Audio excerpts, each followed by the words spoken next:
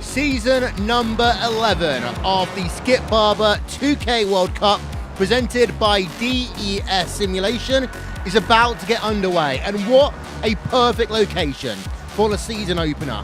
The famous, historic circuit Spa-Francorchamps. It's going to be a packed race here today. We've almost got all the grid positions filled up. 45 minutes as ever. Fast, furious racing from top to bottom. That mid-pack is going to be insane today. Practice is going to wrap up in a few minutes, and then qualifying will be live here on RaceSpotTV, streaming live on iRacing Live.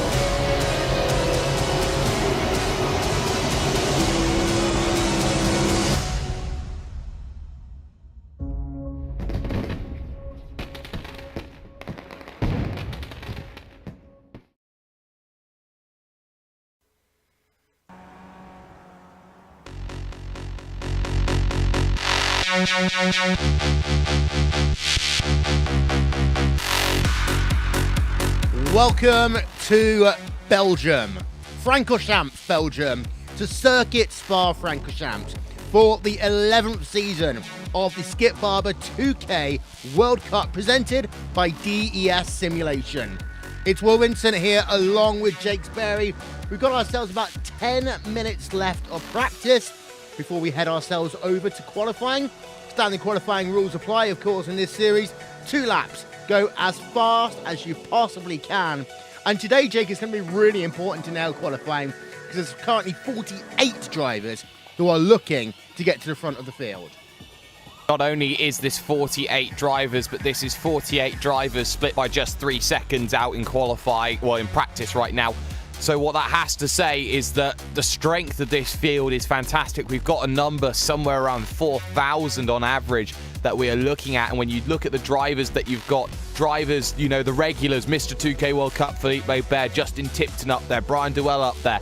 And then you have those drivers that come in from time to time, Fahim Antoniadis, Alexi Kalios. And you look at drivers who are new to this series, the likes of Iru Nom, the likes, say, maybe of a Matthew Willett. I think you'll find that we have a very strong field and we have a very interesting race in play. Yeah, there's a look up above at this beautiful racetrack. You saw the graphic on your screen a moment ago. It measures 4.3 miles in length. This track has changed so many times over the years. It used to be a long, spiraling track that linked 3 villages in Belgium. It had the corner called the Master Kink. At one point, arguably one of the most dangerous race corners in the world. Eventually, they had to shrink it down to about 4.4 miles. And since then, most of the track has remained the same except for 2 things. The first one, the bus stop chicane's been reconfigured, and arguably, Jake, the one that gets me a little bit the gravel going away in certain places, replaced by tarmac. And I always remember back to 1999, BAR, when both of their drivers actually crashed on the run through Eau Rouge. Well, it's a very scary place having the gravel, and well, it was part of the charms back in the days, but of course FIA safety regulations come into play. That's the reason why we have a lot of tarmac in a lot of places, and sometimes it doesn't look as pretty as it used to do, but that doesn't take anything away from this 7-kilometer circuit. This circuit will be a challenge no matter how much gravel you put on the outside. Doesn't matter if you put gravel, if you put walls, if you put anything there. You could pick up this circuit, put it anywhere you like in the world, and it would still be an amazing challenge. Yeah, we're gonna just show you a couple of drivers who are circulating on track. But in the meanwhile, those of you who saw or heard the intro to this broadcast will notice that it's no longer the Skip Barber 2K World Cup, it's no longer just the Skip Barber 2K World Cup. It's now the 2K World Cup presented by DES Simulation. And Jake, you're actually here with the owner from DES Simulation. Yes, I am. I'm stood here with JD here from DES Simulation, and JD, it's always a big jump for a company to jump into sim racing. It's arguably one of the biggest markets that looks to develop in the world. And right now, you look at a series which, as we know, is going into its 11th season, has had a lot of capability around it in terms of the driving standards and just how much action can be produced on it. What sorts of things were you attracted to when you came to the 2K World Cup?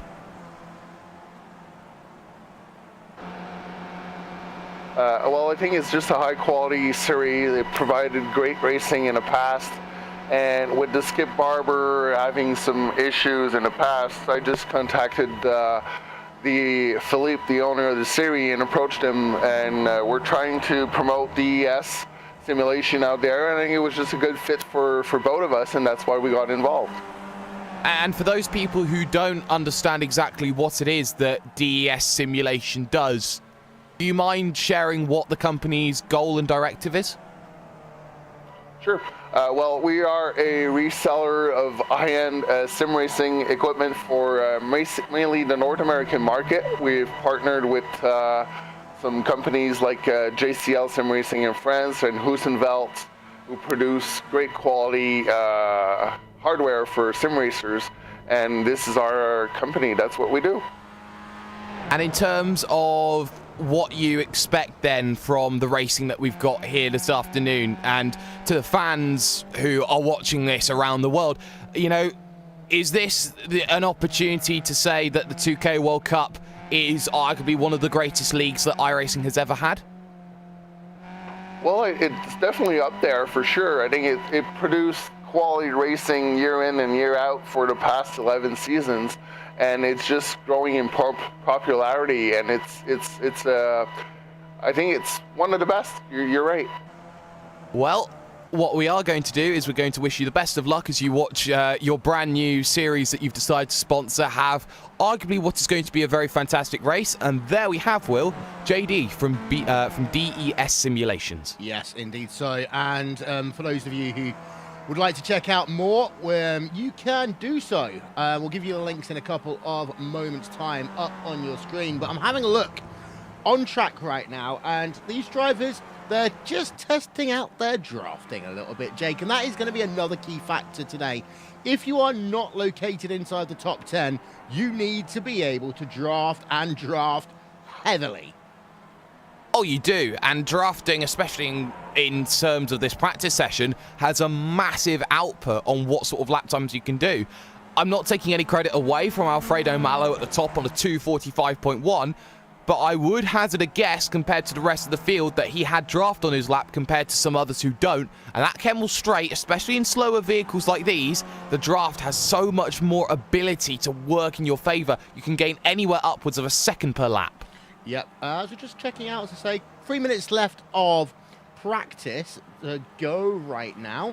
As I say, we've got 48 drivers currently registered. Alfredo Malo is currently at the front of the field, actually on track, so let's just ride on board with him for a couple of moments' time. Practice times, they tell you something, but they don't tell you the entire story, Jake. But Felipe Byrne third. We expect him in the top 10, well, top 5, we presume. Raheem Atanides there, he's currently in P8. Nick Watson in 10th. Greg Zeitz in 11th. So the big names doing big name things. They are, and some drivers, though, sometimes have a bag of sand in their vehicle, proverbially, as it's known, when they are in practice. Sometimes some drivers want to hide a little bit of their pace before they get to qualifying and shock people and go, hey, look, I'm here now, you have to deal with me. And you look at drivers up and down the field who normally do get up into those challenges. You talk about the likes of Luke Wittens, Andrew Picarios, Tom Wards, even Stefan Stoyles to some sort of sense, and Enzo Cantor. They are the sorts of drivers that you normally expect to see having these good runs in and around this top 10. It's worth noting that we have a lot of institutions of teams that want to be a part of this one as well. You talk about TT Racing being the biggest team in this one, barring Evolution Racing Team, who don't have any of their members, I don't think, here for this race. But you still have the likes of Positive Sim Racing. You still have the likes of Team Bushfink. You have Orion in there. You have the likes of Friction in there. There are still a lot of teams that have a lot of sway when it comes to the 2K World Cup. Indeed, so there's actually one of those Friction Racing drivers. We're going to go on board of him now. That is Tom Ward in the number 224 Friction Racing car, working side by side there with another driver through the bus stop chicane. That's the number 154 car, Ben & Jerry's. What better sponsor can you have on a Skip Barber? Except for DES Simulation, of course. But coming now, again, are they going to try and go side by side on the run down the hill? I don't think they will.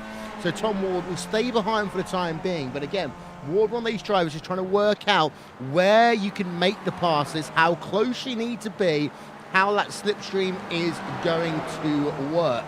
As we see again on board, that time Tom Ward is easily going to get past on the run from Radion through the little kink towards Lacombe. That right, left, right complex. And you can see it. As soon as you get back into the draft, alongside, again, will go that number 154 machine.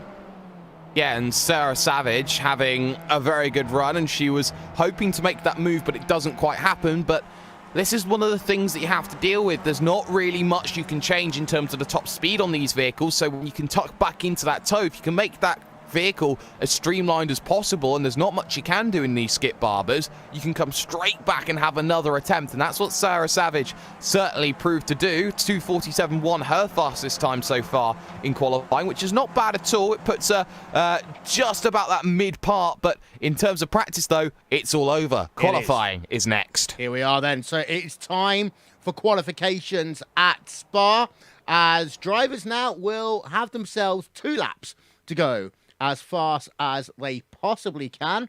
10 minutes in order to do so as well.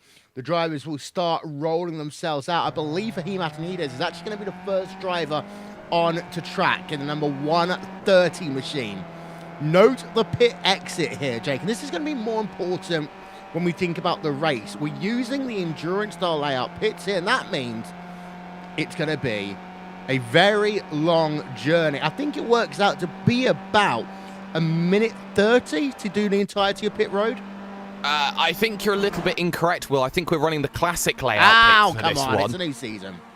It's a new season, yes. I'll give you credit. It's a brand new season, but that classic pit, in fact, actually has one of the toughest pit entries because you cannot go too wide down onto the lane. It is physically impossible. So when you get onto trying to do that pit road, yes, it is a lot shorter than the endurance pit road is, but what it also means is that we are starting at Eau Rouge and not at La Source. Yes, and that is going to be critical. The first big breaking point is going to be down at Lacombe, and that is going to be very, very interesting. We've seen a couple of safety cars in 2K World Cup history. I think the thing for today that the race director will be looking at is the track blocked at any point? If it's not, let's keep them racing, because doing pace laps around here, Jake, can take a lifetime almost. Yes, they do. And the one fast repair that has been added to this series becomes very important too, because that one fast repair is effectively 48 T-cars that are allowed to be made present and available. If your vehicle's broken, you come in, you take a tow, you can get a brand new vehicle, you can get out, you can get back racing. Your race is not fully over when you get at it, as I just saw Fahim Antonides struggle through Stavolo, and that's another point of contention. Track temperature, 27 degrees. It's cold. It's difficult for drivers to try and keep these things on the island because oversteer will become a factor, and also easterly winds at 15 kilometers an hour. If my geography is correct, I think that's a headwind heading up towards Lake Coon. Yes, and that's going to really impact on the draft as well. And you can see that track temp up on your screen. Humidity's fine, 65%, partially cloudy. We're going to run for 21 laps today, by the way. That's 91 miles around this racetrack. So we are not going to really start seeing times for the next couple of minutes or so. We've just been having a look on board with Mr. 2K World Cup, Philippe Labeur. Once we start getting times, they will appear on the left-hand side of your screen. And, well, who are we thinking for pole position here today? Tom Ward we know is good, Blocker we know is good, Labeur we know is good. We, of course, talked about the fact that Mallow was the fastest in practice, Jake. There are always a lot of surprises. I'm going to put my money a little bit outside the box. I'm putting my money on the 102 of Alexi Kallio. Always a driver who, when he shows up, he does a very good job of making something happen. He's always up there. He's always scrapping. Doesn't matter where it is. And I like Alexi Kallio as a driver. I hope he does well today. I tell you what, I saw something very interesting there by Philippe Labeur. He ran deliberately wide at La Source in order to give himself the most acceleration out of the corner, because as you mentioned earlier, Rom, this is a start-finish line here is not where we normally traditionally see it. It's actually after La Source on the run down to Eau Rouge. Yes, and that's going to be very crucial, because if he can just gain a few tenths of a second, even a single hundredth of a second as he makes the run up towards Eau Rouge and then through to Lake Coum and Malmedy, that's going to be so crucial for Labeur. It gives him that opportunity, but it is worth knowing that this series has had implications for the iRacing service before. I'd like to take it back to a time when even I wasn't a part of the sim racing setup, and we're talking a very long way back. Drivers like, I believe it was Mikko Nasi, or was it Rico Alatalo? I think it was Alatalo, would run the banking, say, at New Hampshire, try and use the banking to then get that run to set things up. That's why you get slowdowns on bankings on Roval courses now. Yeah, and there's also, of course, the famous incident in the World Championship Grand Prix Series once, when we saw drivers find a way of actually using the pit entry to go faster, but we're not going to go into controversy too much. Sector 1, then, for Philippe Labeur, is 105.9 for him. That's interesting. I'm actually going to keep an eye today on some of these sector times, try and work out where your gains and losses are. Very short second split time there, 28.067. Of course, from here on, there's only really one more braking zone, and that is going to be at the bus stop chicane. It is, and that bus stop chicane, arguably some say have butchered that corner, but it is a very difficult second part of that, because you have that massive off-camber left-hander, which really does test the capability of a vehicle, as the first times now will look to start to come in, likes of Brian Doyle looking to make the line, the Canadian driver, and he will look to try and get to turn number 1 and make things happen. But everybody knows that time is of the essence. EU Nom knows about it. Diogo Francisco knows about it as well. Also, this guy in the 204, Alfredo Mallow, as he will make his run all the way to the line, and he will set a 2:46.9, and he goes quickest. Yep, so 2:46.9 there by Mallow. There are the times, so they all come streaming in now on your screen. We're going to keep it with Labeur just to finish off his lap, and then we can start doing some comparison work here. Labeur heading himself down the hill towards the start-finish line. It's going to be a split time of 1:13.209. That's not actually a very good lap there by him. Well, the lap doesn't count. Yeah, he didn't. So he's run wide somewhere. He may have had something that has clipped him off track or something, or he's just clipped a wall somewhere, maybe down at Speaker's Corner. That's something to keep in mind. Philippe Laibert now only has 1 lap to make it happen, and that's big. Yeah, and I was also going to say, this is one track where you also cannot crash in either of your laps because you don't end up with enough time to get a new car, get back out on track, and finish your laps in time. So, Alfredo Melo leads right now in qualifying by 1/10 of a second, exactly, over Alexei Kallio right now. So 246.946 is your time to beat. As we now have a look at Malio, and actually having a look there, Philippe Laibert wasn't that much slower than Malo in Sector 1. He did a 1 minute 9:01, so 3/100ths of a second there was what the gap was through the first sector. Now turn our attention over to Kallio right now, 105.6. Actually, Kallio is fantastic there in sector number 1. That's a 0.3 of a second faster than what your pole position driver did. And that's very surprising because Alexei Kallio, you wouldn't feel there'd be too much to gain those 0.3 of a second, but it's in this middle sector. You'd feel like the run to Fania and this very technical middle section is where probably Kallio is becoming a little bit undone. And I wonder if Kallio has set up that vehicle to use the slipstream, thinking that he'll be finishing outside the top 10. Currently, he's in second, and that's probably the biggest surprise that he will have for a while, Will. Yeah, and Malio actually, he went himself a 10th faster than Kallio that time in sector number 2. So heading out of the corner now,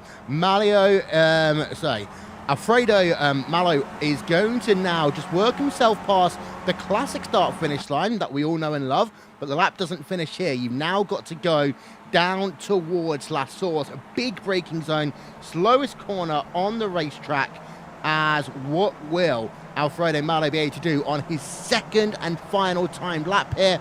It doesn't look as though he's going to go much faster. In fact, no, he will go slower on his second lap there. But we see Aero noms up to P number 2 for the time being. And for Matinides, he goes up to the top of the timing stands. What about Kallio then? It's all going to be to play for as they come through the final corner. And Tipton's moved up to pole position, 246.6 there. I think it's going to be very, very close there with Kallio. He goes up there by 1/1000th of a second.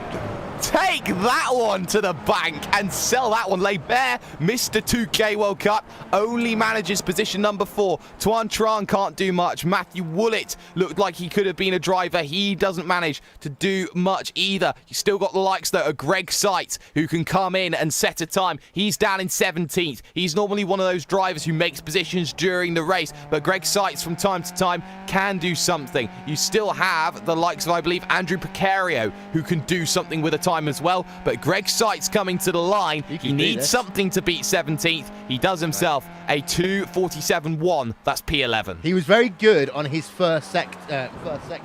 He lost out dramatically, though, in sector number 2. He won't have enough time to do anything else because qualifying pretty much is now in the books. 7 seconds remaining. 5, down to 4, down to 3, 2, 1, 0. Qualifying is over. So let's have a look then at your starting grid for this afternoon, this evening's event here on RaceSpotTV. And it is Alexei Kallio who will get himself pole position by 1/1000th of a second over Justin Tipton. There is then the rest of your grid. For Matinides, 3rd place. Philippe Laibert outside row number 2. Aero Nom in 5th place with Borja Zazo there in 6th. Luke Witten 7th. Alfredo Malo in 8th after, let's not forget, being the fastest on that first lap. We'll talk about that one in the race when we get time. Tom Ward, P number 9. Diogo and Francisco in P10 on the outside of row 5. Greg Seitz 11th, we saw his last lap. Tran in 12th. Bob Batalla in 13th place. Stephen Stolz in 14th. Arime Martin in 15th. Tyler Herviers in 16th.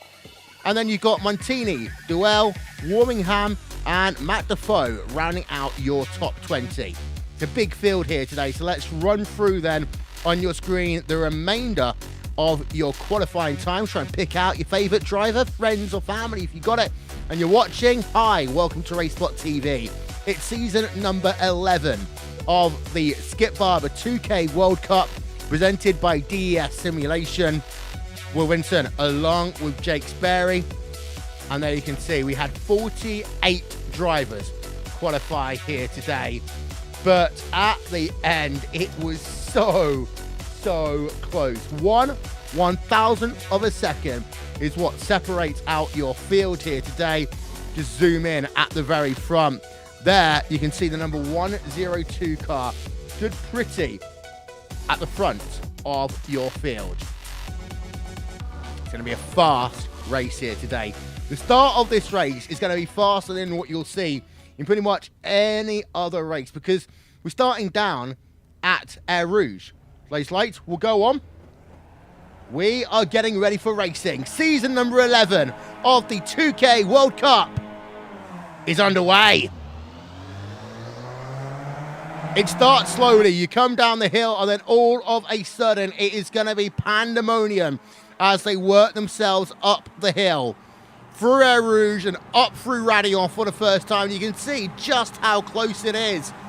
Do they all make it through? I think they do for the time being, but we've already got battles going on for your race lead. Look at this. Let's have a look as it's 1, 2, 3. It's like Talladega right now. Down in towards Le Combe for the first time. 3 wide, 2 deep. And then it's Tom Ward trying to go all the way down to the ultra inside. That's not going to work out for him. But your top 8 drivers there were separated by about 0.3 of a second heading into the corner. And wow, what a start to this motor race. Of course, now we've got to see will they all make it through Le Combe. If they can do this, then it looks like we are going to be safe in terms of big incidents for this event. Atenides does now lead this one. Justin Tipton up to second. Callio down to 3rd place. Zazo in 4th. And Felipe Burr in 5th there, Jake. Yes, and what a fantastic start it was, as now you look even behind Leibert. You got the battle for 6th, Iru Nom having a scrap with Tom Ward, so Bushfink versus Friction is the scrap going on, and Alfredo Malo on the outside trying to make something happen at the double left-hander of Pouon. It doesn't quite work out in Malo's favour just yet, but talking about a clean start, that is what the 2K World Cup is famed for, being very clean with their drivers and actually being very heavy-handed when it comes to penalties as well. Yeah, look at that. We have still got 45 drivers on track. 2 drivers didn't take the start. Enzo Cantor did have an issue. He is currently on pit road getting some repairs. But now, let's build the field back up together. And let's have a look. Justin Tipton, we're on board with him right now as he tries to close it down to Fahim Atenides. Let's see whether or not these guys are going to do the waiting game, or if you're a driver like Tom Ward, how hot is that knife going to be through butter?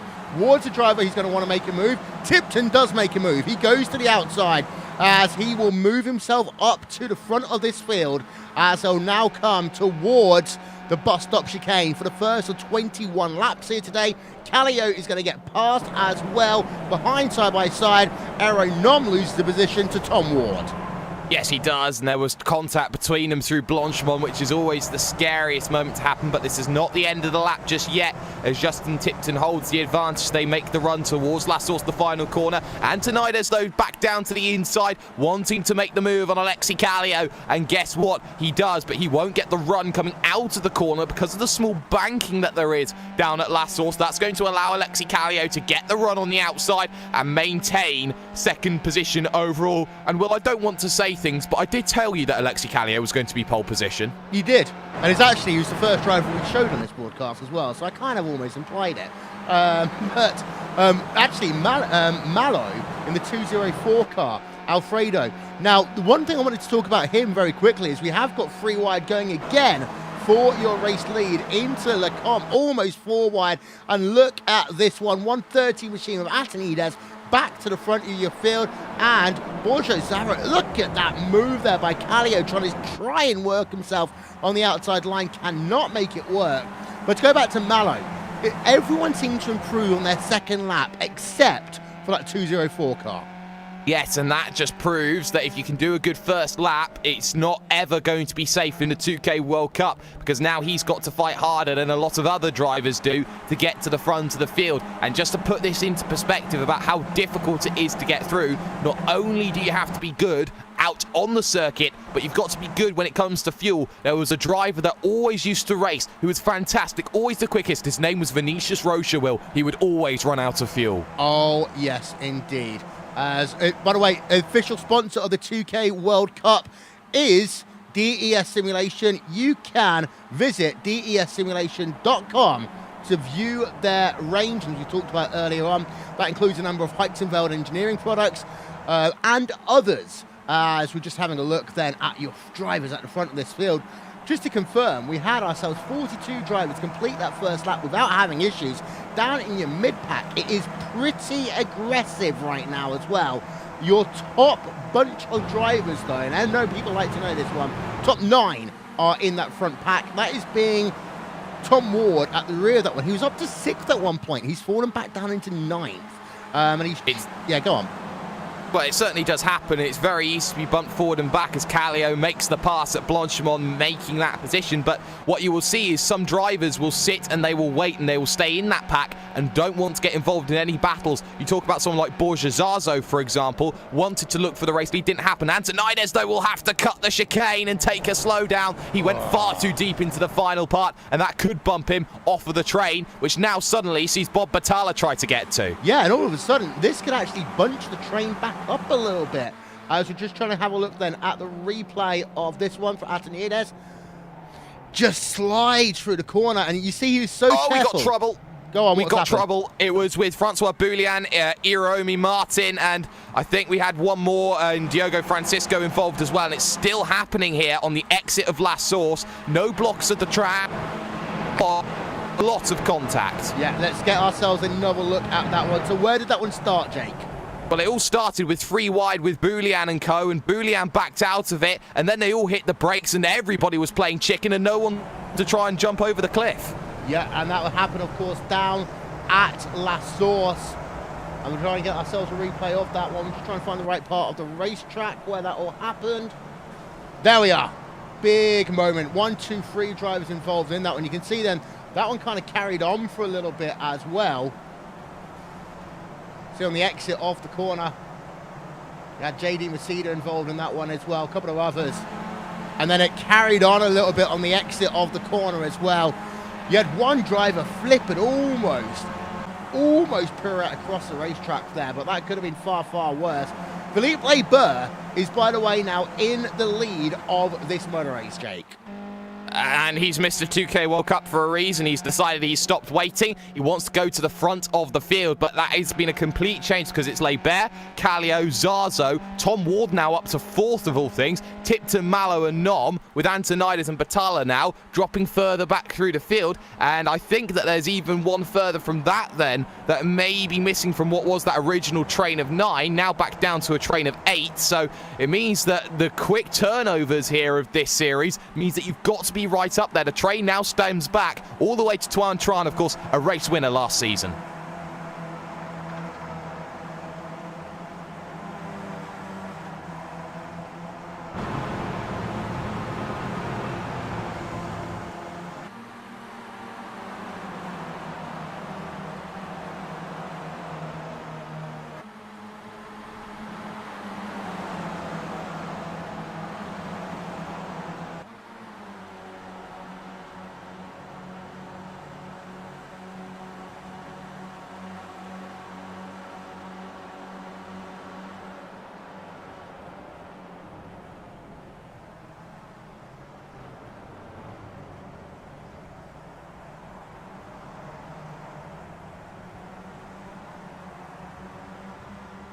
Fahim Antonides has had himself a moment, and he just loops it there. They were going 3 wide, 2 deep into the bus stop chicane there, Jake. It was all going so well.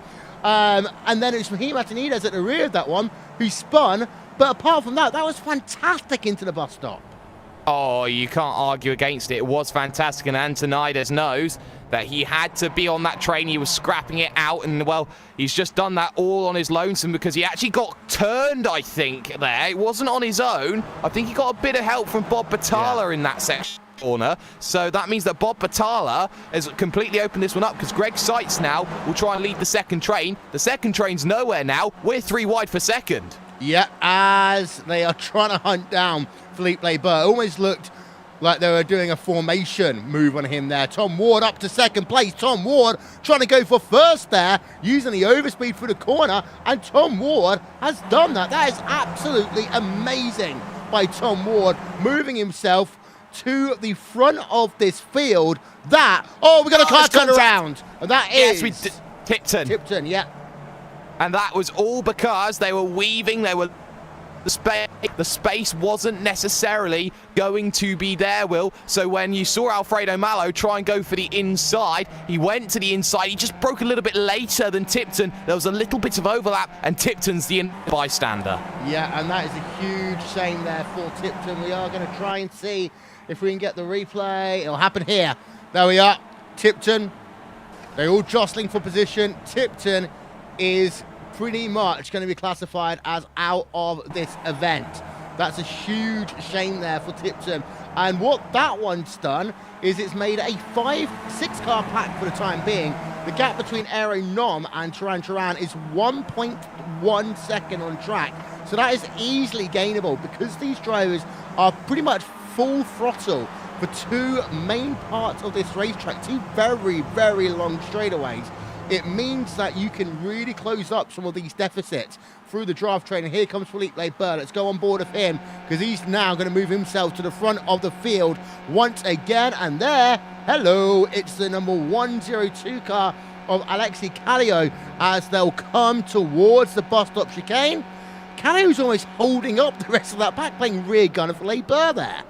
Well, Alexis Kallio knows that he wants prime pickings when it comes to getting to Philippe Labeur. If he makes the move late enough, he'll be able to get that run, make those positions that he needs to hold the lead of the race for the moment. And I think that he wants to hold up everybody else because if he lets Labeur stay in front, Labeur's using more fuel than anybody else. Everybody could sit behind and wait if they wanted to. What that would do, though, however, Will, is bring back the likes of Tran, Sykes, Witten, Batalla, and you got two race winners at least in there as Greg Sykes feigns going to the lane. Yeah, and we're currently on lap number 4 of 21 in this event here today. There does seem to be just a little bit too much weaving at certain points of this track for my liking, to be fair. I mean, I know drivers need to jostle to get into position, but we've had one or two big incidents already as Kallio now moves himself to the middle of the racetrack to go to the race lead. But you'll then see as we turn the camera around, he's going to lose that position immediately to Tom Ward. And here come the animals 3 by 3 in towards Lecom again. And Tom Ward's going to have the position this time by. So it seems to be that they're not worrying too much about fuel saving in this race at the moment. And it's worth noting that we are now back up to, if I'm looking at this correctly, we're back up to a 14-car pack. Well, that's huge, and that all relies, going back to Brian Doyle, the positive sim racing driver, on if Greg Sykes is getting back to Iru Nom. The big key here is the fact that there is that gap, and drivers like Nom have to back out of it and save fuel because they know that they have to wait. Iru Nom, for example, is a driver perennially known, Will, to be a big advocate for fuel saving and is one to also go outside the box on the strategy call. Yeah, we need to take a quick 30-second break here on RaceSpotTV. We will be back, though, literally in 30 seconds. Don't go anywhere.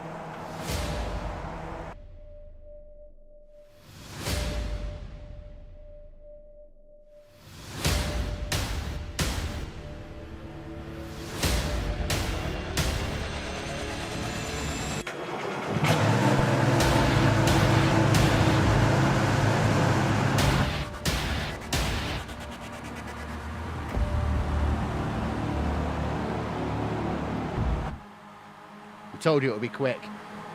We've got a new race. No, we haven't got a new race leader. That's a driver, unfortunately, on pit road and out of this event. That's the number 162 machine of Sergio Hidalgo, as it is going to be Kallio who does lead the motor race, however. And there you can see how close it is. Oh, we got a car that just ran from the rear. That was the 21 machine of Turan, who just literally got run into on the entrance to the bus stop chicane there by Tyler Herbius. And he's crabbing heavily, and I think that's Tuan Tran now trying desperately to hold the vehicle. It's going to go around, but he saves it. He won't go anywhere else. He's going to turn it onto oncoming traffic too, but he had just enough of a gap to make sure that didn't happen. But that is Tuan Tran out of the event, but he will have the fast repair to come in and work, but he's got to have fuel, and he's spun again. Yeah, and I do have to apologise. That's actually number 103 machine of Bob Batista. There we are, a look from on board. Bob Batalla even, as they came down in towards the bus stop chicane, and Tuan Tran suffering greatly as a consequence of that. Now, Bob Batalla, however, does have himself enough to carry on, so Felipe Barber, by the way, is on pit road. Yeah, he's the first one to dive, and well, that has left a massive gap onto this field because it's now a two-car breakaway. Ward and Callio behind that, sights to the front of that one. Nom, Zazo, Mallow, and then you got Witten as well. Behind that, though, you've got Montini here in this little scrap going on with Bob Batalla, and that's going to be very crucial with the likes of Tyler Hervius, Stephen Stoyles, and Brian Duell, because they're all losing time, sitting and waiting. It doesn't matter how much fuel you can save, that's only going to save you about 2 seconds on the lane. Yeah, of course, it is worth noting this is not your standard one-stop race. We'll talk about that one as it progresses a little bit more. So strategy becomes just a bit more of a head-scratching event in this event today. Aero Nom currently in P number 4.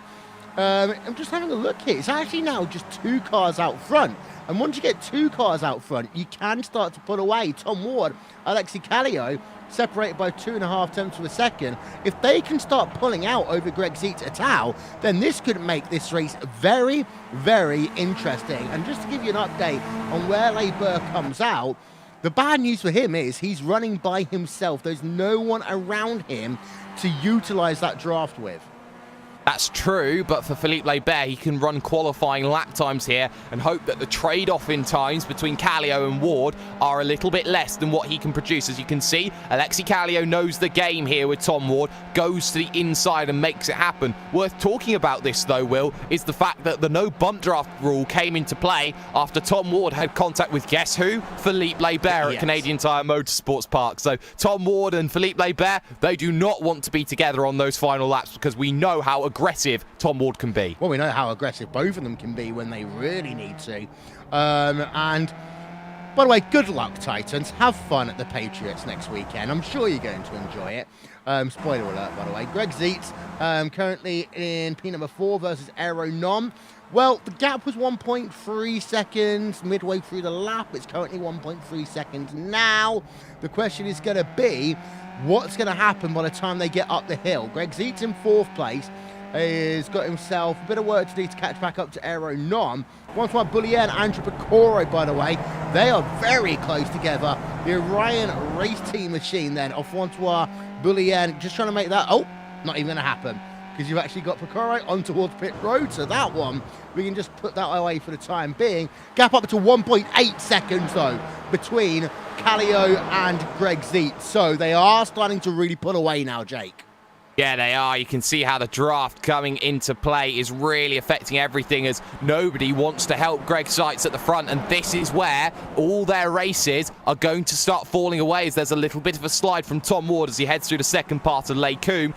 Greg Zietz needs help out there. You can play the strategy card. You can let Greg Zietz run out of fuel if you want. But the point is, you're not going to get to the front of the field if you just let Greg Zietz do it, because you'll have half a second lost on a driver like Tom Ward who makes the overtake on Callio when Callio gets back. It's not competition. They're not working together because they're on the same team. They're working together because they want the best result possible. I've almost got Darryl Waltrip in my head saying, it's co-opetition. Apologies for the bad accent in that one, though. Boogity. Callio versus Zietz, it's now 1.5, so it's come down a little bit, but it does seem to be that both those drivers of Ward and Callio are a little bit better on the long straightaway parts of this racetrack. I'm going to give you a quick update on drivers who are out of this event. We had the number 110 machine who did not start this event. Matt Defoe seemed to have had an issue right at the beginning. He's out of this event. Mick Watson is out. David Pena Jimenez is out. Justin Tipton, well, we saw that incident, is out. And then we've got James Metriff there and Sergio Hadalago, who are all out of this event. That's mainly because of that big incident that we saw on the run out of La Source down towards Air Rouge. Aero Nom, by the way, on the outside on the run in towards Blanchimont. Just trying to make himself that move past. I do think, though, that pit road is going to be hugely busy in the next lap to 2 laps here, Jake. And the thing that worries me most about that is that what you said, you cannot go too wide on towards pit road with the layout that we're using. And hopefully we'll be able to get a run on towards pit road on board of one of these drivers just to show you how difficult it is. Yeah, it's very, very difficult to get down onto this lane. And I think Nom knows in the Team Bushfink Racing machine just how important it is that he has to get to the front because he doesn't want to lose that draft compared to Tom Ward and Alexi Callio, who they themselves are working together. But look at this. In comes 1, in comes 2, in comes nobody else. So there we go. And we got a swarm effect going on down onto the lane. And almost we're going to have contact. Yes, we are. Montini's going to get the bump, by Tyler Hervius. Well, let's get ourselves a second look at that one coming on towards pit road, because this is exactly what we were talking about. And one of the things, I was always thinking about oval racing here, that you can't really be on the outside coming on towards pit road. You've got to get yourself single file. And yeah, just a little tap there, running over the yellow cone for good measure as well. But you kind of got to make sure you angle your car to the inside, as we just see there, Tom Ward and Callio coming out of pit road. Callio ahead of Tom Ward, because otherwise you can be hung out to drive. There's a lot of drivers in a tight pack formation, Jake, who are all trying to get onto the lane at the same time. And here comes Le Bear, and he's going to get ahead, but he's not clear. That's the crucial point. He'll have the overspeed, though, and look at how he's going to weave now, trying to break a second out from the driver of what is Alexi Callio. It doesn't work for him. Callio's there just, but so is Tom Ward, so he hasn't broken them, but it's worth noting that everybody wants to come down the lane. If they're coming down this early, I'm very doubtful and they're going to make it on 1 stop. This may be a 2-stop race. It's supposed to be, if I remember correctly. And let's have a look. Greg Zeitz at the front of this field now leads. We've had a number of different leaders here today. Now you are. Your front pack has now broken out from P4 to P5. Alfredo Mallow to Brian Duell. It's now 5.2 seconds on track, which is a pretty big one. As behind you've got Atanides, who's trying to get back into this event, versus JB Maceda. I can just hear so much tyre squeal, though, when I'm listening to that race car. Philippe Leber, though, is leading this pack now. Callio, he's been able to pull it out to 3/4 of a second. What Leber is basically trying to do is, as you say, qualify lap this middle sector, try and break that out to a second, and then does the same thing again and again. But the only issue for Leber is that you essentially have about half this racetrack where you've only got about 4 corners on it. Exactly, and that's what he's trying to negate here. He's trying to negate that draft, that toe, which will be weakened at around that 7 to 8/10 of a second gap. But Callio is not going to be perturbed, shall we say, by the tactics of Philippe Leber. Alexi Callio knows that he wants to be in that draft and will use it to his advantage. You can see Tom Ward is the driver being dropped more rather than Leber is dropping other drivers. That's very crucial when it gets down to it. And no takers, I don't think, as of yet, down onto the lane in terms of Greg Zeitz. In fact, I will be proven wrong. Everybody is a taker now. Yep, so everyone then on towards pit road. And we just see that these drivers are going to swarm on in. You've got to make sure you don't hit anyone on the way in or the way out. Make sure you hit your pit stall as well, because it is a downhill pit entry as well. And now just going to have a look at them all swarming in. And in a moment, they're all going to come out as well. So let's see if we can get this one up. As they start coming out of pit road, 161 car, Aero Nom is going to be the first driver out. Then it'll be Greg Zeitz, Borja Zazo, Alfredo Melo Jr. will come out in 4th place. But there is the train. It's actually going to be pretty close between these drivers. No, it's not. I completely disagree with what I just said there. Philippe Leber, Tom Ward, Tom Ward has fallen back, actually. What's happened? Did he get a slowdown penalty somewhere? No, he was just completely slow off of the sections of circuit. It's not a slowdown as such, Will. It's just not being quick enough, and the draft working between Barber and Kallio. It's enough to say that Tom Ward is struggling to keep up with this, and this pack at the front has been completely blown open. Hervius versus Stoyles, though, on the run into the right-left at Lecombe, not happening as they get to Malmedy. No, it's not. Steven Stoyles will have to be remaining in P number 12. They're the big losers, I would say, out of this, because they've kind of fallen away dramatically from this pack. Even if they catch up to Brian Dewell and Bob Batalla, I don't know why I keep on trying to say Batista there, Bob Batalla, then they've got to make up now about 4 seconds. That's going to be hard to do in the remaining 12 laps of this event. To confirm, everyone will have to make another stop here today, which is a new feature to the 2K World Cup. We've got more races where drivers will have longer races, so it's not just the standard 45 minutes that you normally see. Right now, the pitches will be rising. We'll be saying, hey, guys, it's time to really get down to business, but you still got to concentrate. The gap between Barber and Tom Ward is remaining at 1.5 seconds. It's not really moved at all this lap, but Tom Ward needs a dance partner. The only issue is, the only dance partner he has is Aero Nom, who I think is just happy to stay and sit behind and save some fuel. Yes, I think Irinom really does want to sit behind, save fuel. I don't think he's quite got the game, but I think he'll have to work with Tom Ward. Ward's not going to be content to sit at the front and lose and hemorrhage time as Barber goes through on Alexi Kallio. I do know, I think I know why you were saying Batista instead of Batalla, Will. The Royal Rumble's in a few weeks. Yep, road to WrestleMania and all that jazz. Francois Boullion, by the way, is out of this event.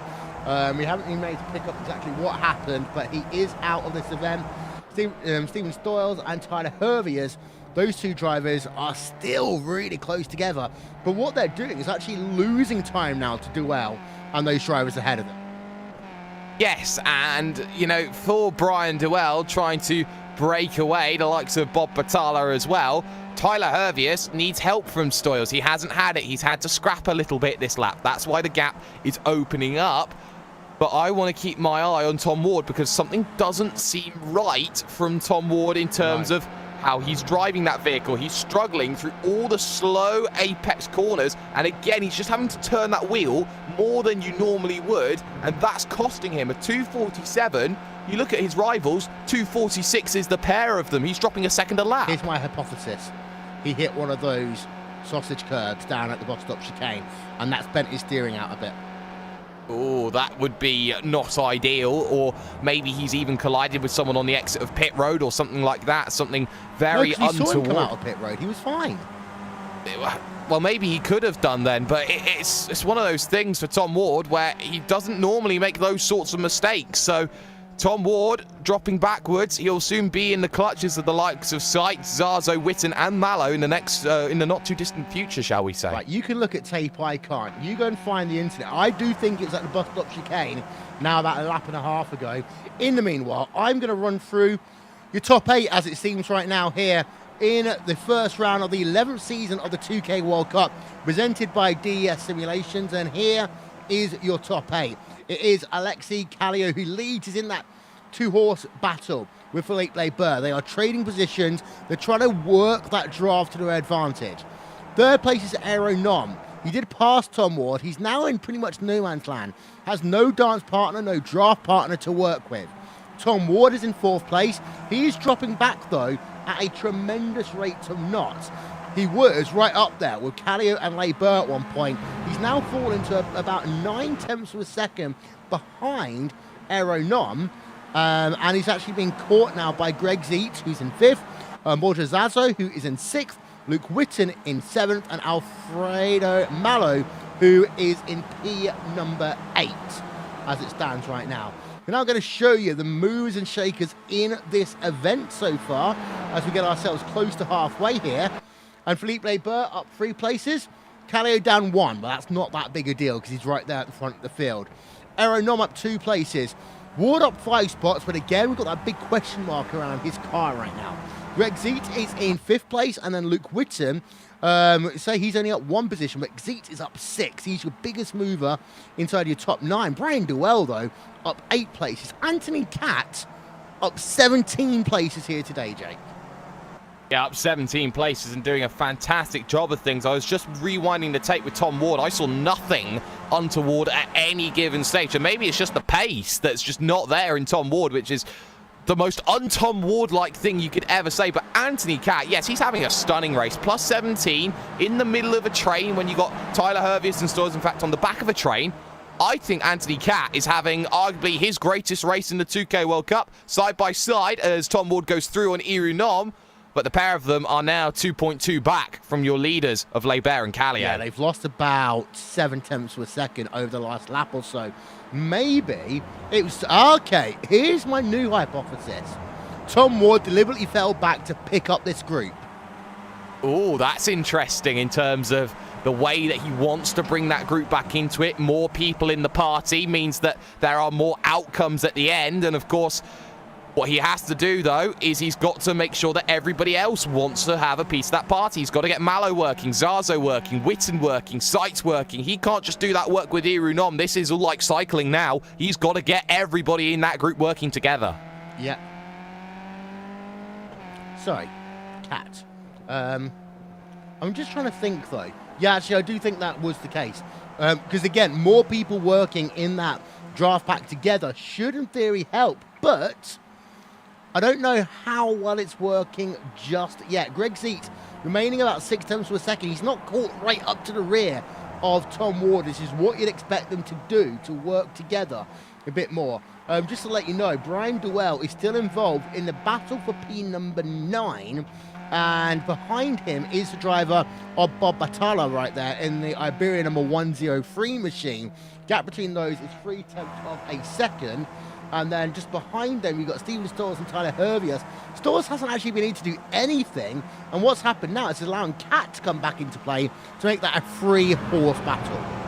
Exactly. And Stefan Stoyles wants to make that move, but Tyler Hervius is not going to get any help in chasing down Batalla and Duell, who are both wanting to work together themselves. So I think someone like Anthony Catt will be very happy just to sit and take whatever comes to him, just, you know, scraps under the table, and if he gets a nice juicy bit of steak or whatever it is, he'll happily take that home and go and feed his family with it, shall we say. If you find a big piece of steak underneath the table, something's evidently gone wrong.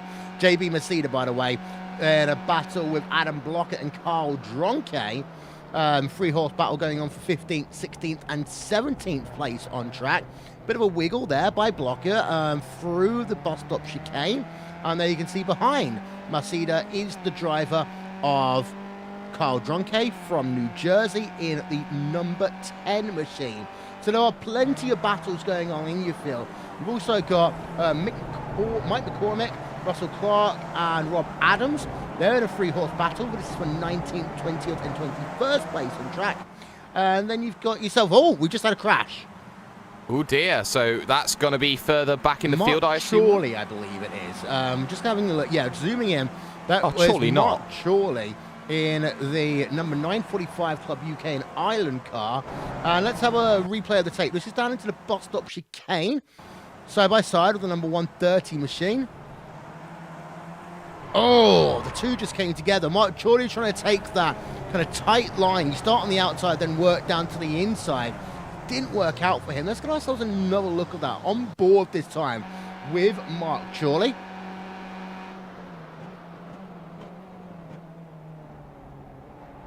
Let's say it's number 130. I think you've almost got to put the blame there on the 130 car just a little bit. What you got?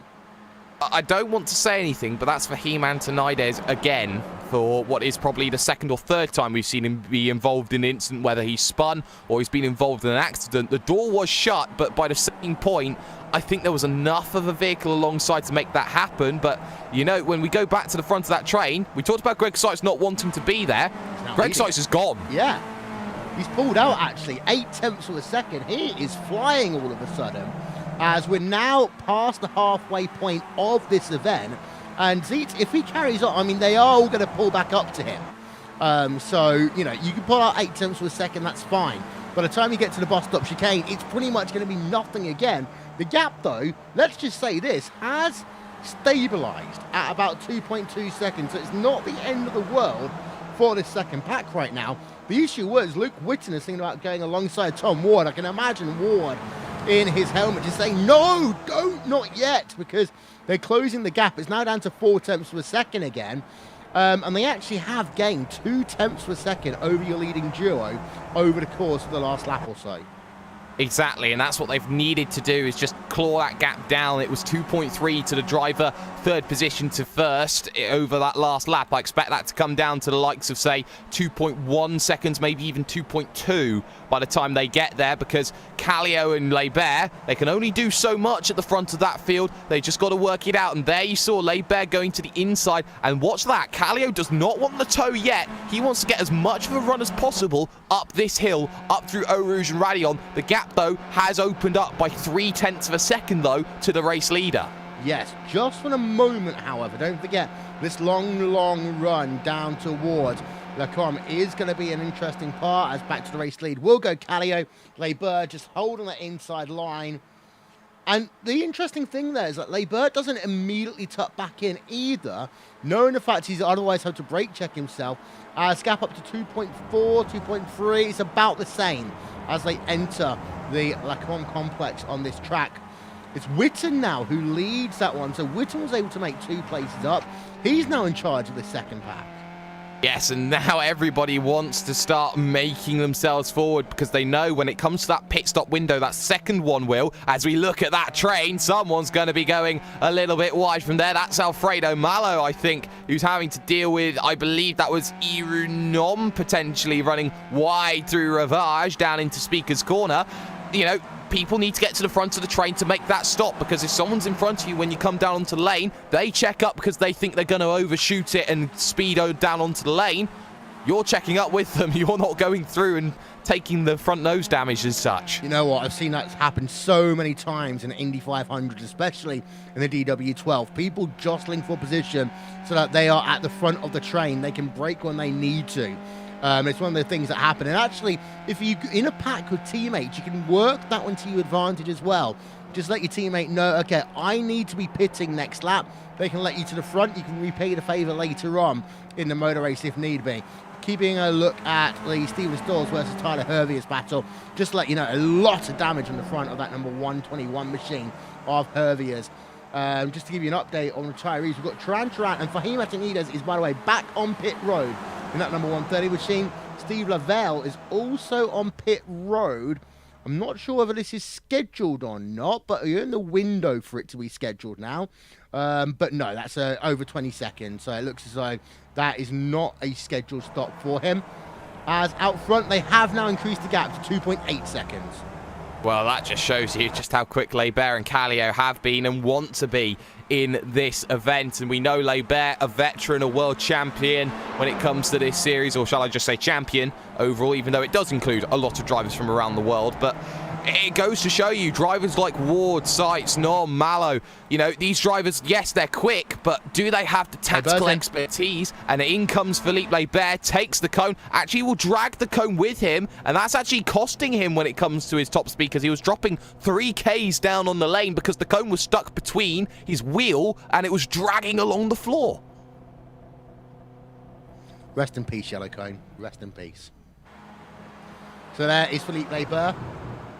Expect another 13 to 14 second pit stop there for Leibert. Up to 10, 11, 12, 13, 14, 14.8. Slightly longer there, but he needed a longer stop.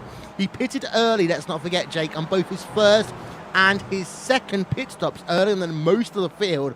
So that means he does need more gas to get to the end of this motor race.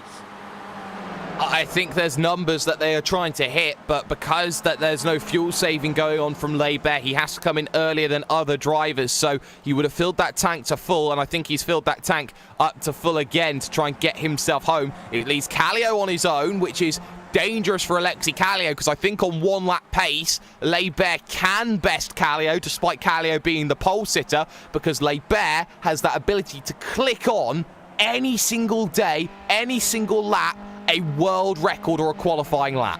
What do you do then if you're Kallio? Do you respond immediately, or are we going to be in a situation where maybe you want to have a look at the time behind and judge when you come towards pit road comparing yourself to Aero Nom, Greg Zeitz, Tom Ward et al.?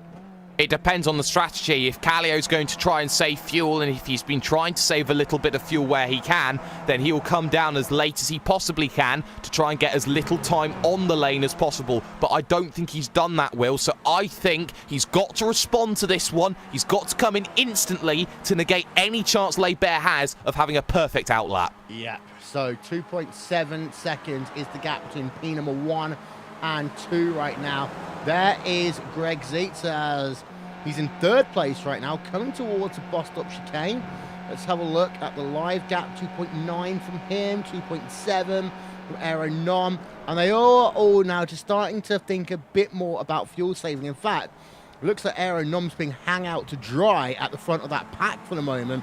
That might change, however, if that gap gets any bigger, and it has grown by a 10th of a second, because you can save all the fuel you want and it will help you on pit road, but not if that gap will continue to increase.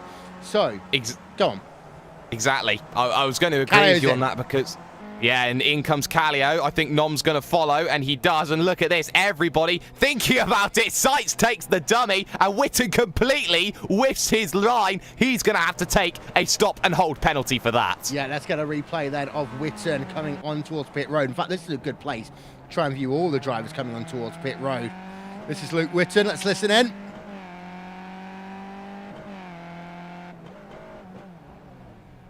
Just a little bit too fast. Just Only a little. Only a little.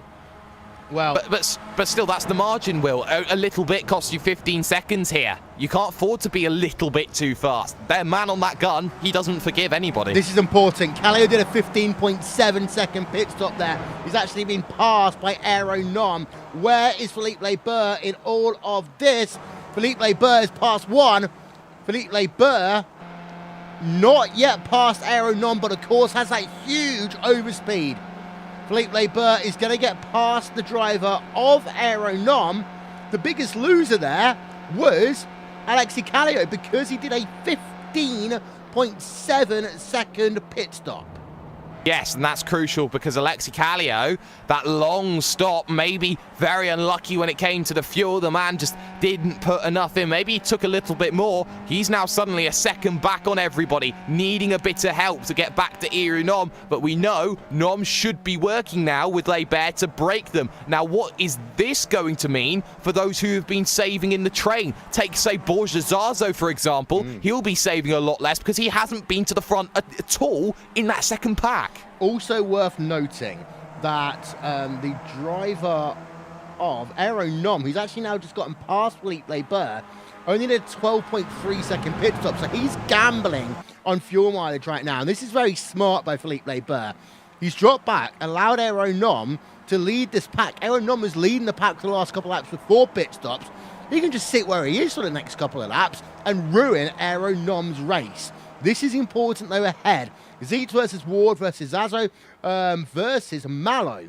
4 drivers. We expect them to come in either this lap or next as we start to close out the extended first round of the 2018, or the 11th season of the 2K World Cup, presented by DES Simulation, coming toward La Source, the final corner, let's not forget, on this layout of the racetrack. So don't expect to hear high-pitched noises when they come past that famous Circuit Spa-Francorchamps sign.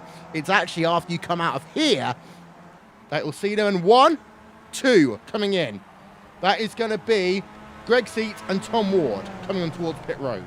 And 2 stay out, which is very crucial because Mallow and Zazo have to work together for the first time in this event. Brian Duell behind also decides to dive down onto the lane. And this is crucial, though. Kallio has caught back up to Nom and Les Bear. So Philippe Les Bear, for all that sitting and waiting and playing strategy, they've allowed Kallio back into the fight. So Les Bear may have just snookered himself a little bit. Out of the box goes Greg Zeitz. He's the first one to go at the moment. He's the only one to go because Tom Ward is a mile back behind as he gets going. Here comes the likes of Philippe Les Bear up Eau Rouge and Radion, and Greg Zeitz now getting up to speed. He'll be on that train. But Tom Ward won't. He's out of it. For all intents and purposes, he is out of it right now. You just see he's only now coming back and merging. And Luke Witten is actually going to go past him. It is Callio who is now again at the head of this field. Aeronom second, Felipe Burr in third. It's 1 second between Burr and Greg Zietz right now. Zietz needs to have the middle sector of a lifetime. He does, but he needs Barber at the front of this field. Why? Because their teammates will. He needs Irunom to be overtaken. He needs Alexi Callio to be overtaken because Barber will slow that group down, bring back Greg Zietz into play, but they can't do that because of the factors of Zazo and Malo. If Zazo and Malo save the fuel, do what they need to do here, that's going to bring everybody back into play, and this could be a train of 6 to the end. I don't have too much doubt on that. Well, Zietz has already closed it back down to 6 tenths per second, so there's not going to be too many issues there. Tom Ward, has been a disappointing day for him in that 224 machine. We thought that he had some issues earlier on. It actually turned out he was trying to play it strategically. The only issue is I kind of bit him in the end of that because all these drivers close together. It wasn't actually a bad stop for Tom Ward. This is what I don't get. I think he might have overshot his pit stall or something because he came out, what, about a second and a half behind Greg Zietz, and that is just weird. It is, but Tom Ward is one of the best at UK9 Monday Night Skippies that does not take into account the pit stop phase and the pit stop cycle. That's crucial, so that may be an area of his game, Will, that he just has to try and work out and make a little bit better. The next question, though, on the end of lap 16, start of lap 17, with 5 laps to go when Zazo and Malo cross the line, who's going to dive down onto the lane? I expect both of them. The answer is we're going to get one, we're going to get the pair. Yeah, we are, so let's have a look then. On towards pit road, they come in at the same time. That poor yellow cone has been abused here today, Jake. So we now see them both coming in. It could well be they get lucky and merge right out into this pack. I think they'll be at the very rear of it, though. I tell you what, I'd like to get the money the guy gets for re-putting that cone back out as Irunom goes sideways. Hello, Tokyo. We're going to be there maybe potentially in another few weeks' time on RaceSpotTV. But look at this. Zazo out and away. He will have Malo to follow. He will have less fuel to follow. But look at this then from Alexi Callio. He's got to go up the hill, and they're going to be on the back of the train looking to lose out. Borja Zazo won't have the pace. He's going to be exactly the same gap away. Too wide, too deep, the animals go. Yep, so here we are. We thought it was going to be close at the front of your field, and well, it ends up that it is going to be close. 1, 2, 3, 4, 5. Malo can still catch back up to this if, as and when these drivers at the front of your field start fighting for position. If that happens, that will help bring Tom Ward back into play. Ward is going to have a lot of work to do over the course of these last few laps, but it's still potentially possible we could end up with 8 drivers battling out for this race victory at the end. We're going to run through your top 8 at the end of this lap once timing and scoring syncs up the drivers who just come out of pit road. But it's time to get your nice grandstand seats here, Jake. There's not many at Spa in terms of grandstand seats, but thankfully, they are located at the right point just for the start-finish line here. Exactly, and that's exactly what they need as Alexi Callio leads Irunom, needing something in second here as the two teammates may conspire to work together. Suddenly, Borja Zazo is on the train, and Alfredo Malo, the fastest man in practice, needs to suddenly think about, I need to get on this train. I need to be in this fight. Bear pushes incredibly wide at the second part of Fania. That allows Borja Zazo down the inside, and suddenly, Zazo's almost a second back on sights. Yeah, and Barber goes wide on the exit of Stavolo 2, cover Paul Frere. Sorry, that's Stavolo 1, but he went wide. And what that did is it allowed Malo to get within a second. So Malo now is in this event one more time. We're up to 6 drivers in your lead pack. Witten and Ward, however, have dropped back a little bit. They may be out of it here, Will, at this stage. They're relying on the slowdown effect of, I'm going to brake, you're going to brake, you're going to brake too. So that effect only works really with 2 people when you're playing chicken. It doesn't happen with 6 very often, and I'll tell you that from experience. Yes, indeed so. Coming through the run to the penultimate corner once again. Sorry, we just got a weird thing of our graphic there. We're missing P number 39. Just trying to work out what the situation of that one is, but we're back in the game. Aero Nom is leading the way, and as I come past the start-finish line, we will be able to give you an indication of where these drivers are. I'm keeping a very close eye on Luke Whitten and Tom Ward, because this now is the only run they're really going to get, because if it's going to take them 2 laps to get back up, then they're not going to have enough time to pounce. Here comes Tom Ward. He's already past Whitten. Whitten now needs to get immediately back into that draft, and we will talk about Barber. Barber's had a moment. Oh, Barber's on pit road. Yeah. He's on pit road, so yeah, there's been an issue for Philippe Barber.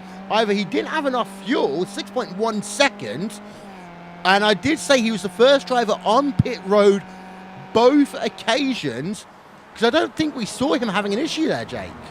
No, I don't think we did. He seemed absolutely fine. So coming down to the lane baffles me, fuel. But that has completely opened it up. Yes, it would have to be fuel, and he would have had to have been not safe to get home. But it would come right down to it. It's opened up the pack. Alfredo Malo now desperately needs to get onto the back of Greg Seitz, but they're now 2.5 seconds back. It's a battle of threes here. It really is indeed now. So to give you an update, Philippe Barber down into 16th place, and I will say that one is down to fuel. Let's not forget he was the first driver to come on towards pit road, first main driver in the first stint, first driver to come towards pit road in his second stint. Yes, he did have a longer stop, but it wasn't that much longer than some of the other drivers around him. I think he miscalculated by about a lap and a half, had to come down, knew he wasn't going to make it. Here, though, is a look at your standings. With just a few laps to go here. On RaceSpotTV, there's 21 lap epic here. What is the first round of the 11th season? We can see already going side by side, Alexi Callow versus Greg Seitz. This is for 1 and 2, and we'll put Aero Nom there in the conversation as well. They are your top 3 drivers. Alfredo Malo, he is in 4th place as it stands right now. He is in a pack with Borgesazo, and Luke Whitten and Tom Ward are behind. In P6 and P7, Brian Duell has now worked himself up into P number 8. However, Duell is unlikely, in my opinion, to be able to gain any more positions unless there are incidents around him, because he's got 6.5 seconds deficit to Tom Ward and 4.7 second advantage to Bob Batalla. So P number 8 looks secure right now for Brian Duell. And we are going to have a winner that I don't think anyone necessarily would have predicted here today, Jake. Well, I predicted the pole man, but Calio was up there fighting. Aero Nom arguably would have been an outside favourite, knowing how well he has been in Skip Barber races anywhere else. And you look at Greg Seitz, yes, he was in 11th to begin with in this race, but he has worked tremendously hard to be up in this party, having this scrap for the win come the end of this event. And I don't think you can take anything away from it, because look at this, here we go, 3 wide, we're going to take it. Aero Nom thought about it, backed out of it. He wants Greg Seitz to lead. He wants to be there on the final lap only, does Aero Nom. Yeah, and this is when you start thinking, where do I need to be at certain points of the racetrack entering that final lap of the motor race. You can see the gap, by the way, from P3 to P4. It's just gotten up to 2.5 right now. So I would say if these guys continue to stay where they are and ride for another lap and a half, then it'll be a 3-horse battle in this event. Borgesazo, Alfredo Malo, and Tom Ward, however, they can't start fighting until the last lap either. The reason for that is, Jake, because if they do so and your top 3 start fighting, we saw it at Watkins Glen a couple of seasons ago, then they've lost the opportunity to come back into this one. And a famous Watkins Glen race where they were 3 wide, 2 deep, and it all ended in tears for Brian Duell, who went cartwheeling across the circuit and probably had a hefty medical bill to deal with after that. But you look at this race, they have to be in that picture. They have to be there when Calio or Seitz or Nom, or if they all start fighting and they all start getting into each other, start getting aggressive with each other, because they also have Tom Ward getting onto the back of them then, making it a train of 3, thinking about, okay, if I can get up into 4th position, I may have a chance of winning if something happens. Tom Ward's got nothing to lose. Zazo and Malo have nothing to lose. These front 3 have everything to lose. I think they may have to just be careful at this stage.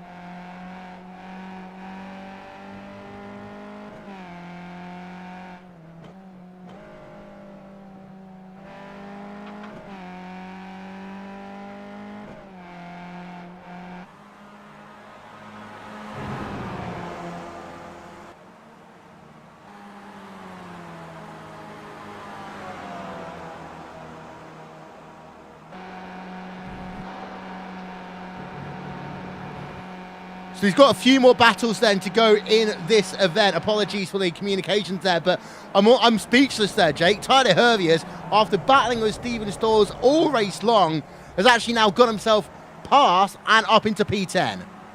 And that's crucial for Tyler Hervius. He needs to get past. He needs to make these positions. Don't count out Anthony Catt in position number 12, though. He will want to steal a top 10 from starting P30, get this. Plus 20 in the 2K World Cup at the best of times is a fantastic achievement. To get a top 10 from it, that's even better than that. Yeah, there is Catt. He's only about 0.6 of a second away from being able to get himself into the top 10. Just having a look as I'll come down 2 laps to go in this event, and your top 3 are still behaving themselves. The gap now up to 3 seconds to Borja Zazo, Tom Ward, Alfredo Malo.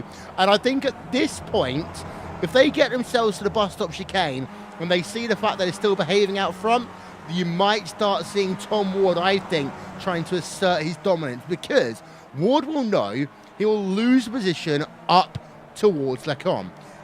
Then the position will come back to him on the run to the bus stop chicane. You got to think all your way through. Even though this is a long track, Jake, there's only really 3 or 4 places where you can really make a move. Yes, Las Source is one of them, but it takes a brave man to go down the inside of someone like Tom Ward. And it really does, especially when we've seen what's happened earlier on in this race, the likes of Diogo Francisco being involved along with Francois Boulian. You can't afford to be too aggressive at that final corner, because your race can end there. Tuan Tran's race ended, and that was down at the bus stop. You've got 2 slow areas to make a move on the final sections of this one, but with a lap and a little bit to go, you start thinking about Greg Seitz at the front. You start thinking about how he's been positioned at the front, and I think Kallio's the man who's got to worry, because yes, he'll get the draft, but suddenly he attacks Greg Seitz and then has to defend Iru Nom at the same time. Yeah, Aero Nom could well be in the catbird seat here, but it doesn't look as though that Aero can actually really get up close and personal with these guys when it really matters, unless he's just been faking it for the majority of this race. But Aero Nom, let's have a look then. We come down to a lap and a third to go in this event, and yeah, he is modulating the throttle, so there's still potentially a little bit more for him to come.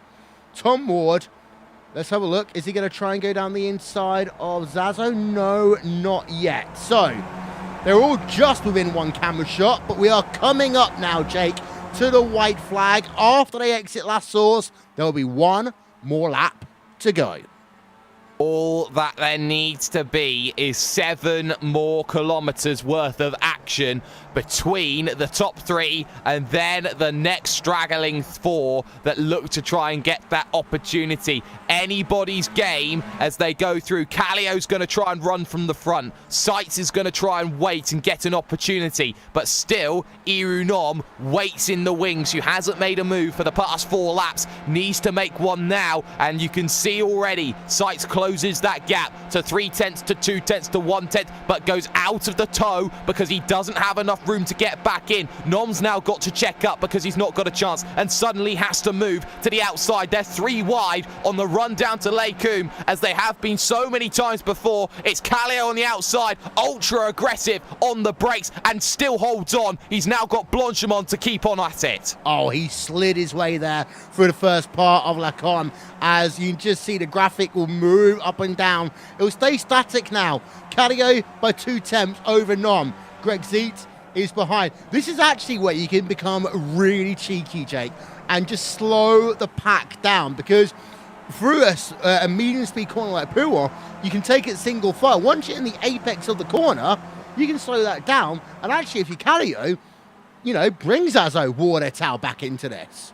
Yes, but you've got to slow 2.4 seconds, and that as a challenge is difficult. I've been completely slow before in my racing past, been 5 seconds a lap slower, held a lot of people behind, but that wasn't down to skill of doing that. Having the ability to do that and being oblivious of how you do that are 2 completely different things entirely. As they make the run through Fagnes, Blanchimont will be coming up soon, but they've got to negotiate Stavelot and corner Paul Frere, and right now Kallio has got to play uber defense and heavy defense. This is no Indiana Jones defender of the lost corner time. This is all out park the bus mode. Yep, so there is Kallio then on the exit of Stavelot 2, Cover Paul Frere towards Blanchimont. They will come for the final time.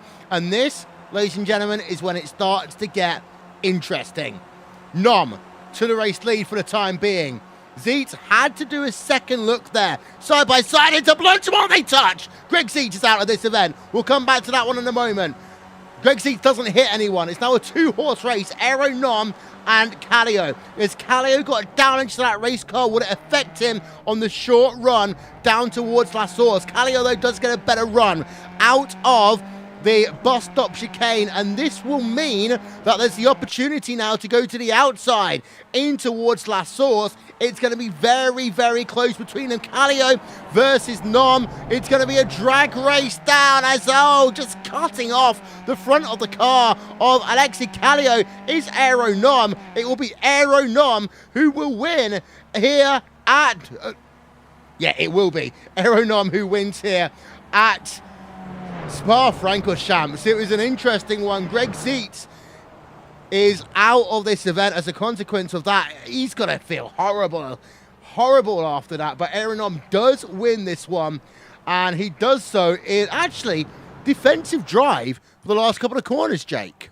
Yeah, he had to, and he really showed Kallio, you're not going around the outside of me, but I want to take another look at the final lap, the final corner actually between Witten, Mallow and also Zazo, because Luke Witten got absolutely destroyed through the mid part of the apex. Yeah, let's have a look at this one then, and this is probably why he had some graphic issues going on. He was just flicking around too much. Here we are in towards La Source. Oh, he just got, ran from behind and then having to do a 360 almost to get back out on track. Oh, sorry, 180 to get back out on track there.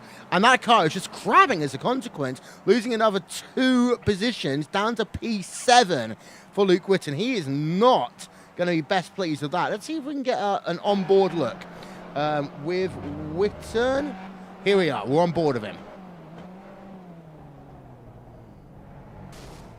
So there's a tap, and then you can see he just gets turned around, does the 180, but that car at that point, see, it's crabbing. He's really struggling.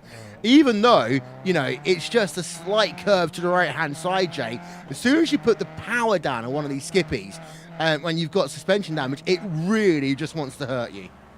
It does, and, when the suspension's starting to look out of kilt, you're starting to struggle, and these vehicles do not forgive you once you start hurting them. They're fragile. You've also got to treat them like it's your mother's best china or something like that. So when you get right down to it, Luke Witten will not be happy. It's cost himself possibly the opportunity of a podium. 4 positions, it's dropped him back, and he will be very frustrated with the way that this race ended. I tell you someone else who will be very frustrated with this race, Philippe Barber. It's only P13 for him. Oh, what a shame. We're going to probably be able to find out what the issue is. Philippe normally comes in regardless. There's a look again at the Greg Zeitz incident. Comes down to the inside. I will say on that one, that was Zeitz's own fault. He pushed up through the centre of Blanchimont in towards Kallio, in my opinion. So I don't think Greg has anyone to blame but himself on that one. Well, Kallio left room, and we knew on the final lap that Alexei Kallio was only ever going to leave racing room at that stage, but Alexei Kallio left more than enough space, in my opinion, Will, and Greg Zeitz, yes, the corner naturally tracks out that way, but if you're going to go down the inside in that final lap, you have got to be prepared to track right on that white line on the left-hand side of the circuit. Well then, let's give you your final race results here from the season opener of the Skip Barber 2K World Cup presented by DES Simulation.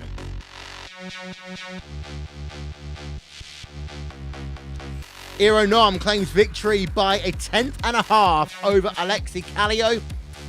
And then behind, about 2.7 seconds back, was that battle going on with Borja Zazo and Alfredo Mallow.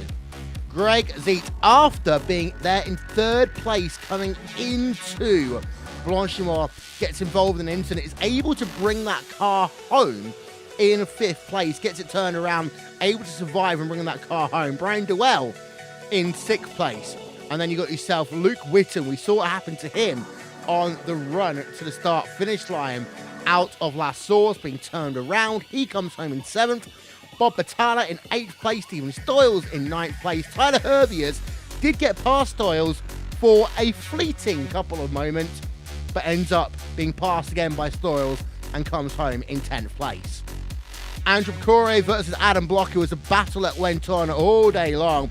Picorio was able to hold off Adam Blocker by 4/100ths of a second. Philippe Leber had 3 pit stops here today. He was able to gain a bit of time up and positions at the end, but only 13th place for the number 2 machine. He will not be happy with that. Anthony Catt in 14th place, Carl Dronke in 15th, then Richard Warmingham, Edwin Valerno, JB Masida, Mike McCormick and Rob Adams round out your top 20. You can see that we had ourselves over 30 drivers finish on the lead lap here today. We had 23 of them finish within 1 minute of your race leader. We also ended up going back to P number 35 before we saw our first driver a lap down. That was the driver Tom Ward. Francois Bullion out of the event, 37th place. Number of retirees. So Jaime Matanides had a horrible day here today. The number 130 machine, Tran also. And you got to say that after 47 car field, to have that few retirees and all is said and done actually is a testament to these drivers. We will step aside for a moment. And when we come back, it will be time for some post-race interviews here on RaceSpotTV and on iRacing Live. Don't go anywhere.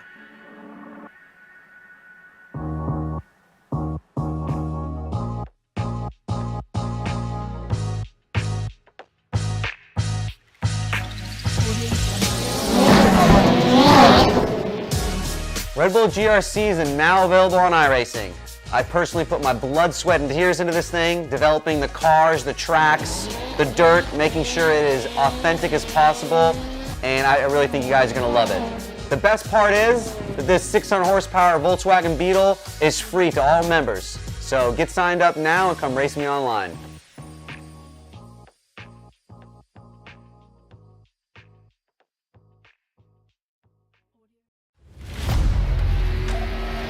The yellow flag is out. Pit road is now open. Keep your eye on those gauges. We'll give you 4 tyres. 3, 2, 1, now.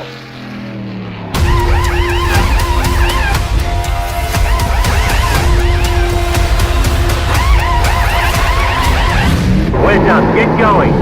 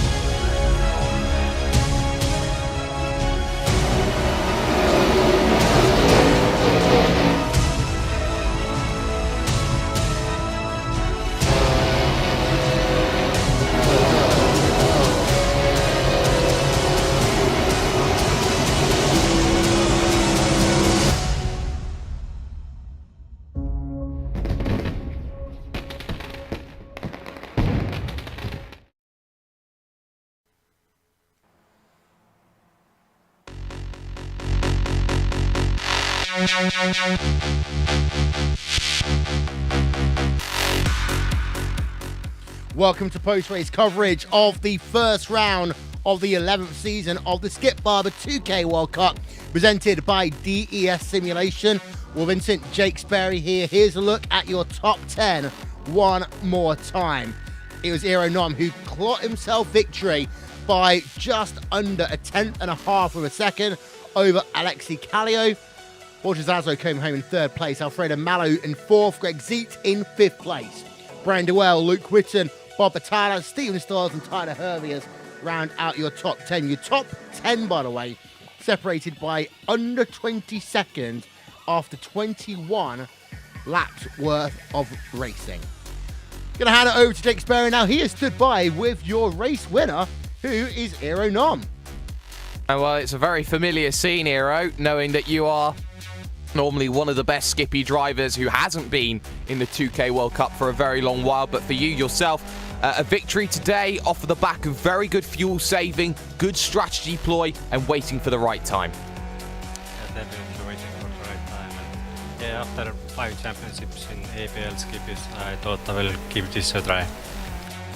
Well, it certainly has paid off for you, especially when you look at the sort of category of field that you have around you. Of course, you had the likes of Alexi Kallio giving you the challenge, Greg Seats in the final stages. But talk about that early goings, having those trains of 10 to 14 that started cropping up and trying to find a gap here and there.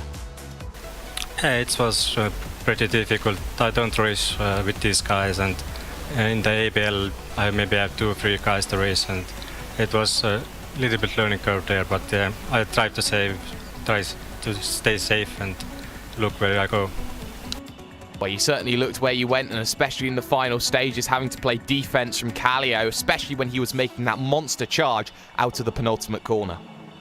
Yeah, I made mistake in the chicane, and yeah, I played little games, and I went wide in the last corner, and so he has no chance to cut back. So that worked well. He worked well too, so gave me room.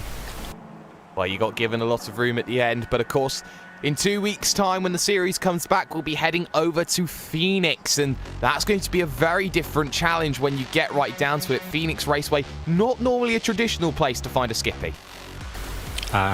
Is it a free track? I don't know. Oh wait, so I assume it is. Okay, I've never driven there, so I have to learn. Well, there's always time for learning, Hero. Before we let you go, any shout-outs to sponsors for you or the boys back at Bushfink? Yeah, thanks for Bushfink for supporting me, and thanks for you guys for the broadcast and the organizers. No worries there. Irunom in the 57, short and sweet. Raikkonen 2.0, Will? Look, you know I'm not allowed to comment about any Finnish drivers. I've been to Finland. They like me over there. No, it's different. It's Estonia. Oh, sorry, Estonia. Sorry. In that case, yes. Raikkonen 2.0. I'm going to head over now to Philippe Lebert. Free-stop strategy here today, Philippe. Free-stop strategy. Had to pit for more fuel. Can I please buy you a calculator at some point? Yeah, that would certainly be helpful. But I can hardly hear you. There's a loud music in the background when you speak, so I could hardly hear what you said. Loud noises! Free-stop strategy, what went wrong? Yeah, so I did the calculations 2 minutes before qualifying, and I was in a hurry, and I just made a mistake. I underfueled by 1 lap, and once I saw that after the second stop, I tried to get Greg back in the lead group. That's sort of the best I could do at that time, and then yeah, my race was over essentially. Well, it's been a bit of a tough start for you here today. However, next time out, we head ourselves from a long race to an oval race at Phoenix. How do you think you're going to fare there in a couple of weeks' time? I really enjoy the oval races. I think we're not going to have cautions depending on the field size, but if we have 40 cars, maybe we should do the cautions. I don't know, but I really enjoy doing those, and I'm usually pretty competitive, but there are a few drivers who are really good at that and who are usually not at the front in road races, like Adam Blocker and Brian. Brian is pretty quick on the road as well, but on ovals he's almost unbeatable, so it's going to be very interesting in 2 weeks' time. Well, who do you want to give a shout out to, Philippe, before we let you go? Of course, I want to mention DES Simulation, our season sponsor. For the first time, we have a title sponsor for the series, and I want to thank them for their support, and hopefully it will be the start of a long relationship. Thank you very much. Philippe Lebert there, coming home in P number 13. Got one more driver to talk to. That is the driver of Dom Parks, who came home in 29th place today. Now, Dom, I'm not going to lie to you. I don't think we saw much of you on the broadcast, so just take a moment and talk about how your race was. Well, I guess if you didn't see too much of me, that means I was keeping it mostly clean. My goal, this is my first 2K race. I'm probably one of the lowest ranked drivers and maybe one of the slowest, and I was just trying to stay clean out there today and stay out of the way of the fast guys and try to keep it off the wall. Well, next race up will be at the amazing Phoenix International Raceway in 2 weeks' time. It's a huge weekend's worth of racing on RaceSpotTV and iRacing Live. You're looking forward to going to Phoenix in a couple of weeks? Yeah, I've run the course in a different par. I've never run it in the Skippy, so should be fun. It's a fun track. So yeah, again, I'll be looking to keep it clean and hopefully make some steady progress. It's a great opportunity to be part of this. So I want to thank Philippe and the rest of the guys. Yeah, looking forward to it. Well, thank you very much there, Don. Coming home. P number 29 here today. Well, Jake, you know what? I was just having a look, and what we have in 2 weeks' time is, I think, possibly going to be our biggest weekend ever on RaceSpotTV. Do you want me to go through it? Go ahead. Right. Deep breath time. We start, technically, on the 20th of January UK time with Red Bull Global Rallycross, week number 6 at Daytona, followed by the World of Outlaws late models at Volusia, followed by the World of Outlaws Sprint Car Series at Eldora. Then we have the small business of the 24 Hours of Daytona starting at 1 GMT on the 20th of January. You know, just a little race there. The 9th round of the Pro Series of Road Racing at Indianapolis. The 6th round of the Pro Mazda Championship at Imola. The first round of the Sim Racing Grand Prix at Spa. The 2K World Cup at Phoenix. And then also the Joe Gibbs Off-Season Action Series to round things up. Round 6 at Dover. That's a lot of I-ranking points. Yeah. That's also a lot of commentary. Yeah. Well, final thoughts here from Spa and also looking ahead to Phoenix. Well, it's been a fantastic race of strategy and seeing lots of battles go on. And despite the fact that we've seen new faces at the top, you know, the old guard still haven't let down their guard on how they want to be scrapping and clawing and fighting and making sure that they are there and still relevant. I think it's been fantastic. A different challenge. You look at Adam Blocker as someone who in the Lionheart, which was arguably one of the biggest IndyCar leagues, apart from ISO, well, of course, I have to stress that to you, arguably one of the favourites going in 2 weeks' time.